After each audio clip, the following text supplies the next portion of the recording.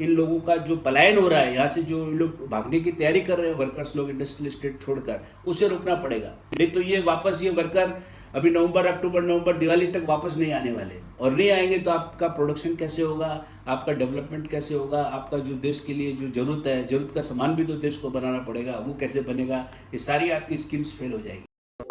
Welcome friends to this 31st episode. और आज जो डेट है 18 मई की, और आज से आपको पता है कि 4th लॉकडाउन फिर से शुरू हुआ आज, और 31 मई तक गवर्नमेंट ने अनाउंस किया है। तो ये बहुत विकट परिस्थिति है और लोगों को काफ़ी परेशानी है।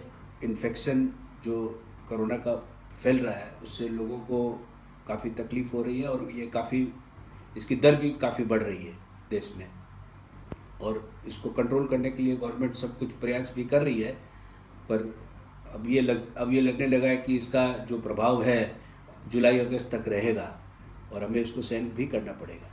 और आज इस विकट परिस्थिति में गवर्नमेंट ने अभी इन लास्ट 5 दिनों में काफ़ी अनाउंसमेंट्स किए, और मोदी जी 20 लाख करोड़ का जो पैकेज लेके आए थे कि देश को उसकी ज़रूरत है, और अर्थव्यवस्था में ये जो फंड इन्फ्यूज़ होगा इससे इकोनॉमी सुधार पे आएगी, और आगे साल भर का और उन्होंने ये सोचा कि उसमें भी तकलीफ़ें जो रहने वाली है वो भी दूर हो सकेगी।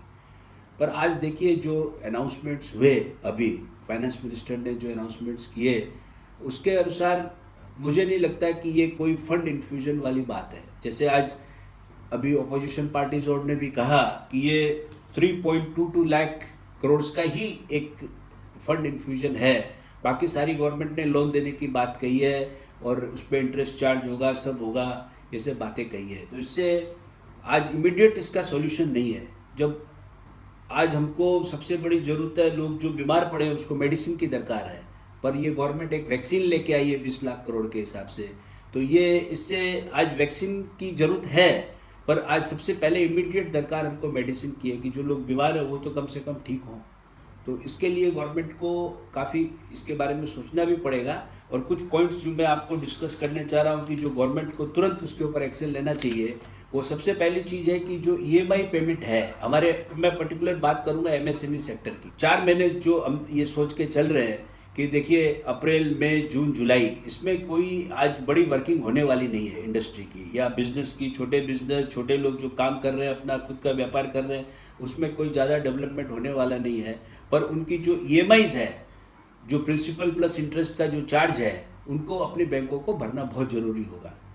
गवर्नमेंट उसको डेफर करके अभी कह रही है कि भाई आप अप्रैल में, जून में मत भरो, जुलाई में भरना पड़ेगा आपको।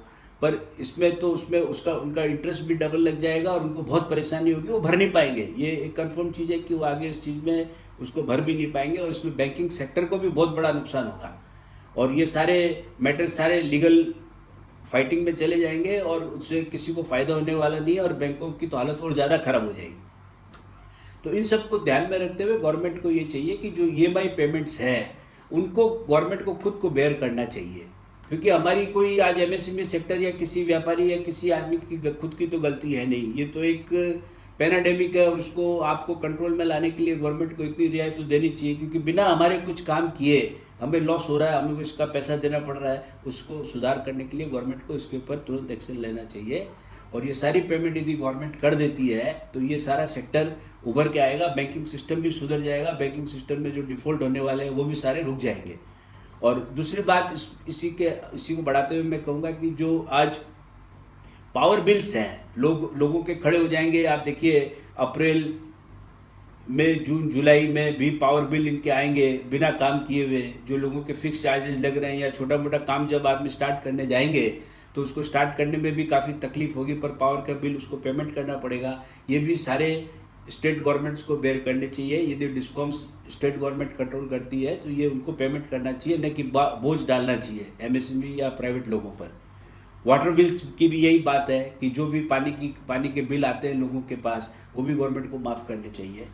और जो पीएफ का अनाउंसमेंट किया था फाइनेंस मिनिस्टर ने पहले, 100 वर्कर्स के तक की जो फैक्ट्रीज है या जो इस्टेब्लिशमेंट्स है, पर उसमें उन्होंने एक बहुत क्राइटेरिया डाल दिया कि आपका 10% 15,000 की सैलरी से ज़्यादा नहीं होना चाहिए आपका मैन पावर उसमें, नहीं तो आपको उसमें पीएफ बेनिफिट नहीं मिलेगा। तो इससे बहुत कम लोगों को फ़ायदा मिलेगा। ये गवर्नमेंट को ये टर्म्स हटा देने चाहिए और 100 वर्कर्स के नीचे जितने सारे स्टैब्लिशमेंट है, या पर्टिकुलर मैं तो चाहूँगा कि एमएसएमई सेक्टर को पूरा पीएफ का जो पेमेंट है वो गवर्नमेंट को कंट्रीब्यूशन के हिसाब से देना चाहिए। जो एम्प्लॉयर का कंट्रीब्यूशन है वो गवर्नमेंट को देना चाहिए। इससे हमारी इंडस्ट्री को भी काफ़ी सपोर्ट मिलेगा और लोगों को भी पीएफ मिलेगा। और लोगों को सबसे बड़ी बात क्या है कि यदि पीएफ के हिसाब से यदि सैलरीज मिल जाए लोगों को, वो भी उनको बहुत बड़ी रियायत मिलेगी। और अभी देखिए जो गवर्नमेंट ने फ्री राशन वगैरह जो डिस्ट्रीब्यूट किया है और उन्होंने अनाउंसमेंट भी किया है कि जो प्रवासी जो मजदूर हैं जो दूसरे स्टेट से अपने इधर दूसरे स्टेट में काम कर रहे हैं उनको उन्होंने फ्री राशनिंग की बात की है, पर अभी तक ये कोई सिस्टम स्टार्ट नहीं हुआ है। इसे जल्द से जल्द उन्हें स्टार्ट करना चाहिए और उनको ये फैसिलिटी मिले तो वो अपने जिस स्टेट में काम कर रहे हैं उसको छोड़कर अपने खुद के स्टेट में जाने का प्रयास नहीं करेंगे। नहीं तो इससे सबसे बड़ी प्रॉब्लम जो आज हो रही है कि इंडस्ट्री चालू करने की स्थिति में आ रहे हैं लोग पर स्टार्ट नहीं कर पा रहे क्योंकि उनके पास आदमी नहीं है।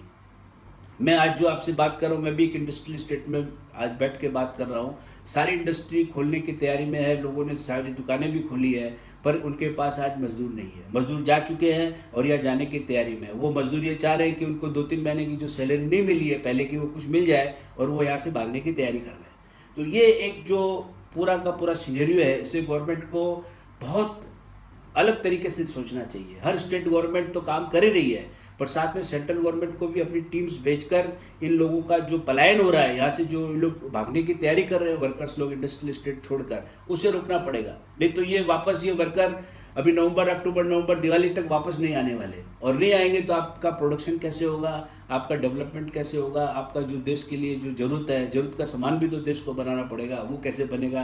ये सारी आपकी स्कीम्स फेल हो जाएगी। इसमें आपको गवर्नमेंट को सबसे पहले स्ट्रिक्टली ये देखना है कि लोगों को कैसे भी समझा बुझा के रोके और उनको काम पे वापस लौटने के लिए कहें। इससे ही डेवलपमेंट होगा।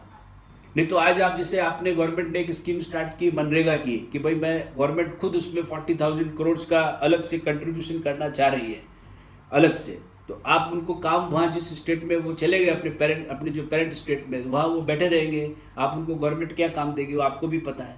गवर्नमेंट के पास ऐसा कोई कॉन्क्रीट कोई ऐसा कोई उनके पास काम नहीं जो उनको देवे। उनको सब सारे जो छोटे मोटे काम दिए जाएंगे जिसका कोई यूजफुलनेस नहीं है हमारी इकोनॉमी के लिए, और पूरा वेस्टेज भी जाएगा, मैन पावर भी वेस्टेज जाएगा, और जो वो मैन पावर जो ट्रेंड हुआ है इंडस्ट्रियल सेक्टर में वो भी बेकार हो जाएगा। क्योंकि वो आज जो ट्रेंड मैन पावर यदि कोई तालाब खोदेगा, खड्डा खोदेगा, तो उसका आपका देखिए जो ट्रेंड मैन पावर का यूज़ क्या होगा, गवर्नमेंट का पैसा भी लगेगा और कोई काम नहीं आएगा, और इधर इंडस्ट्री आदमी को तलाशती रहेगी और उसके बगैर उसका काम भी रुक जाएगा।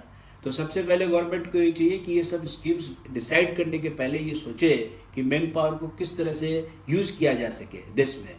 तो इन चीज़ों को काफ़ी गवर्नमेंट को देखना पड़ेगा। और कुछ ऐसे एमएसएमई सेक्टर की ऐसी कई चीज़ें मेरे सामने आई है जिसमें जो गवर्नमेंट में सप्लाईज कर रहे हैं उनके पेमेंट्स तो गवर्नमेंट ने बोले कि इनको पेमेंट दिए जाएंगे, पर कई डिस्प्यूट गवर्नमेंट ने खुद डाल रखे हैं। जैसे लिक्विडेटेड डैमेज की पेमेंट्स वगैरह हैं, वो गवर्नमेंट के जो पीएसयूज है उन्होंने जानबूझ के कुछ 1-2 दिन भी डिले किसी का मटेरियल हुआ या कोई वजह से हुआ तो उन्होंने वो उस क्लॉज के अंदर उनका पैसा काटना शुरू कर दिया। उन लोगों को परेशानी हो रही है। तो ये सब छोटे मोटे डिस्प्यूट छोड़ के लोगों के पेमेंट यदि रिलीज करे गवर्नमेंट तो एमएसएमई सेक्टर को बहुत बड़ा फायदा है उससे, और उसकी लिक्विडिटी की प्रॉब्लम सॉल्व हो जाएगी। आप एडिशनल फंडिंग की जो गवर्नमेंट बात कर रही है कि उनको हम 20% तक एडिशनल फंडिंग दे देंगे जिससे वो अपने बिजनेस को सुधारे, तो मेरा कहने का मतलब है कि उतना आप पैसा देने से अच्छा आप पीएसयू को बोलें, जितने आपकी पब्लिक सेक्टर एंटरप्राइजेज है वही उनको यदि पेमेंट ढंग से कर दें तो आपको शायद पैसा वो देने की दरकार भी नहीं पड़ेगी।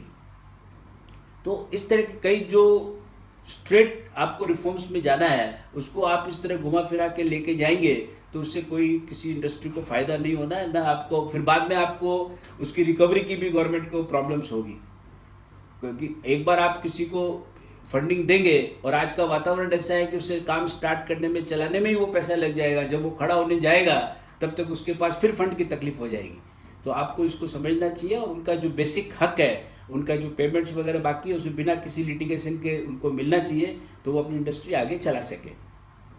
और अभी जो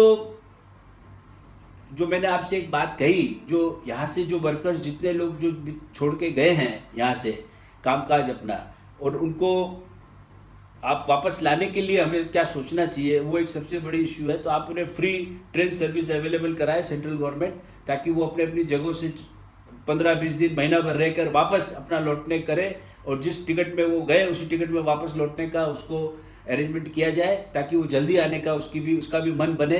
नहीं तो इंडस्ट्री को बहुत बड़ा नुकसान होगा, और उससे बड़ा सबसे ज़्यादा नुकसान देश को होगा।